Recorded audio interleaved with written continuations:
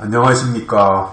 2월 20일 목요일입니다. 오늘은 고린도후서 3장 6절입니다.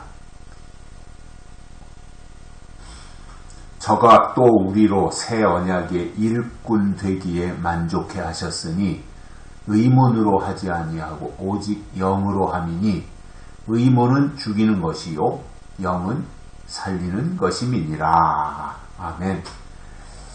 새 언약의 일꾼으로 삼으셨다라고 말씀하고 있습니다. 바울 당시에 새 언약이라고 할 때 예수님 오셔서 이후에 주신 그 약속을 의미합니다. 그러니까 언약, 약속이죠. 약속이 하나만 있을 때는 그냥 약속이에요. 하나만 있을 때는. 그런데 하나만 있던 약속이 쭉 오랜 시간 동안 진행이 되다가 어느 날 하나님이 또 다른 약속을 하나 주신다고 하면 약속이 2개 됐잖아요. 그러면 거기에 이름이 붙여지는 거예요. 그동안 먼저 있었던 것은 옛 언약이 되는 것이고 새로 주신 언약은 새 언약이 되는 거예요. 우리가 이 세상에서도 가끔씩 이제 그 지폐가 바뀌는 경우가 있잖아요. 지폐가.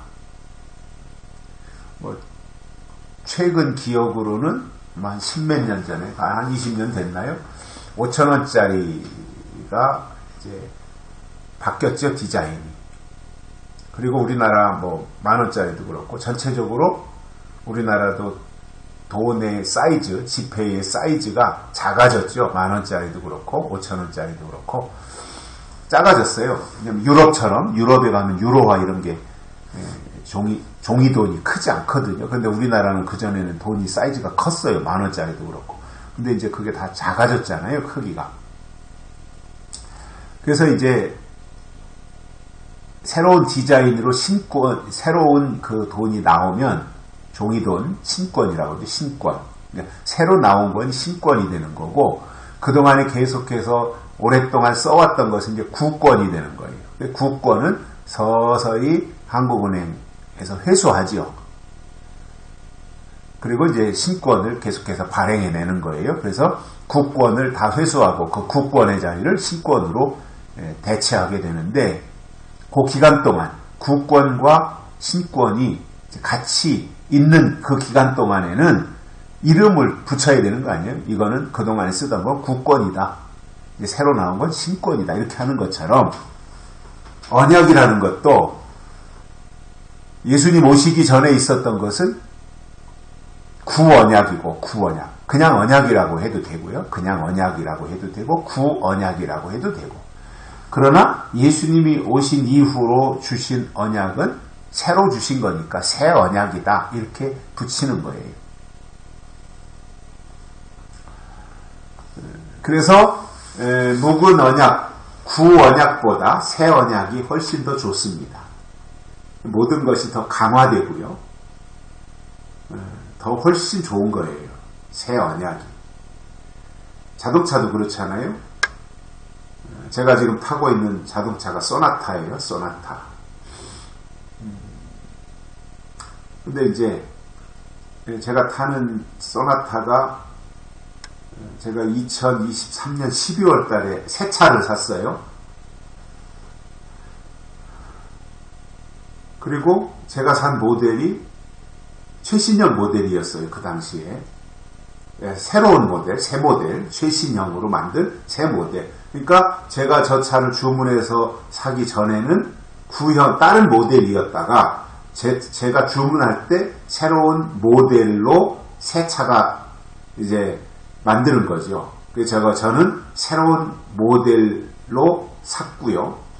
그러나 이제 몇 달 전에 소나타를 산 사람들은 구형 모델로 산 거예요. 그런데 새 모델이 나오기 전에는 그냥 소나타예요, 그것이. 그러다가 새로운 모델, 새로운 디자인이 나오면 구형 모델, 신형 모델 이렇게 이름이 붙여지는 거예요. 마찬가지로 언약이라고 하는 것도 똑같은 이치다라는 겁니다.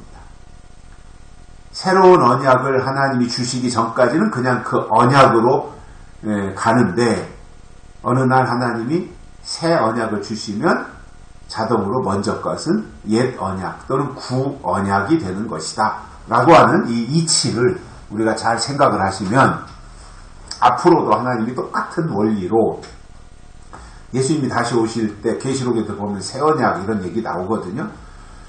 그러면 새하늘과 새 땅이라고 하는 것은 새로운 곳이잖아요. 그럼 새로운 곳에 가기 위해서는 새 사람이 들어가는 거예요. 새하늘과 새 땅에는 새 사람이 들어가는 거잖아요. 그럼 새 사람이 되기 위해서는 뭐 엄마 뱃속에서 새로 태어나야 되는 것이 아니라 새 사람이 되는 것은 누가 새 사람이 되냐면은 하나님이 주신 새 언약을 받으면 그가 새 사람이 되어서 새하늘과 새 땅에 들어가는 거예요.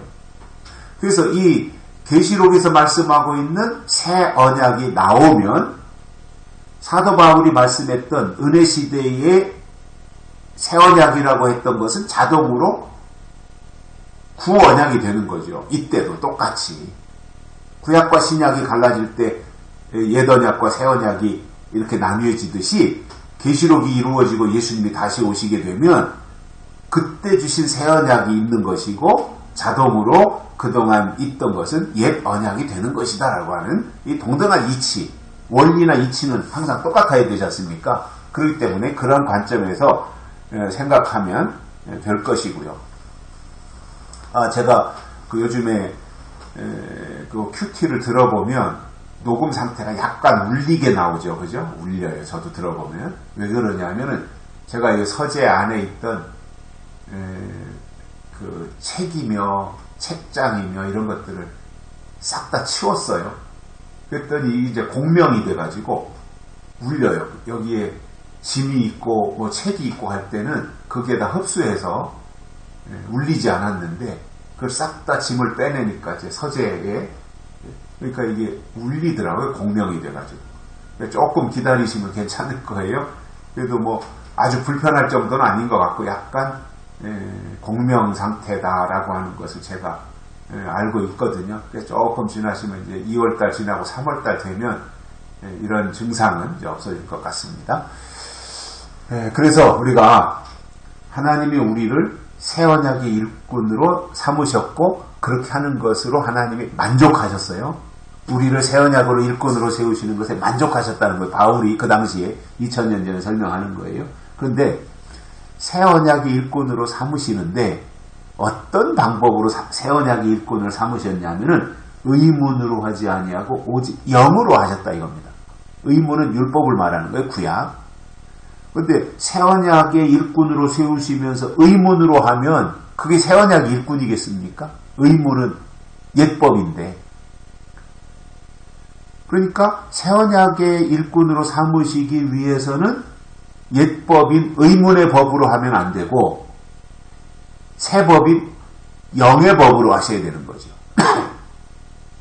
그래서 의문으로 하지 아니하고 오직 영으로 하셨다. 그러면 의문과 영의 차이가 뭐냐 하는 거예요. 이렇게 설명합니다. 바울은 의문은 죽이는 것이요 영은 살리는 것이니라. 그래서 우리의 신앙이 항상 영적인 상태를 유지해야 되고요. 하나님의 영의 인도함을 따라가야 됩니다. 의문은 옛것이라 그랬어요. 옛법이라. 옛법에 머물러 있으면 의문은 죽이는 것이잖아요.